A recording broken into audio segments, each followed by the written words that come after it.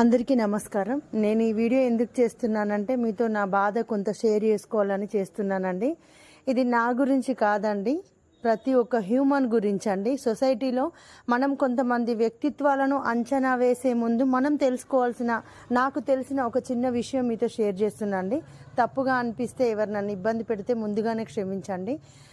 మనం ఎప్పుడు కానీ ఒకరి వ్యక్తిత్వాన్ని ఒక సైడ్ చూసి జడ్జిమెంట్ అసలు ఇవ్వద్దండి. వాళ్ళ గురించి పర్టికులర్గా అనాలిసిస్ చేసి మనము టూ సైడ్స్ విన్నాక చూసాకనే జడ్జిమెంట్లు ఇవ్వాలండి. వ్యక్తిత్వం అనేది అంత ఈజీగా డిసైడ్ చేసేది అసలే కాదండి. అందుకే ఇంగ్లీష్లో ఒక కోట్ ఉందండి, నేను ఇంతకు ముందు కూడా 2-3 వీడియోస్లో నేను చెప్పాను.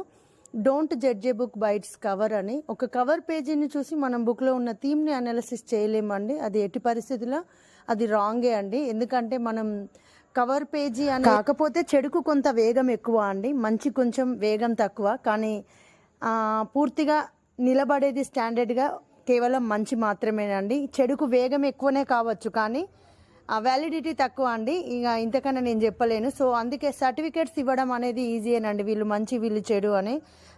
కానీ వాళ్ళని అనాలిసిస్ చేసి వాళ్ళని అర్థం చేసుకోవడం అనేది చాలా గొప్ప విషయం అండి. సో అర్థం చేసుకునే ప్రతి ఒక్కరికి ధన్యవాదాలండి. అపార్థం చేసుకునే వాళ్ళకు కూడా మీ వల్ల ఏమవుతుంది అంటే స్ట్రాంగ్నెస్ అనేది రెట్టింపు అవుతుందండి.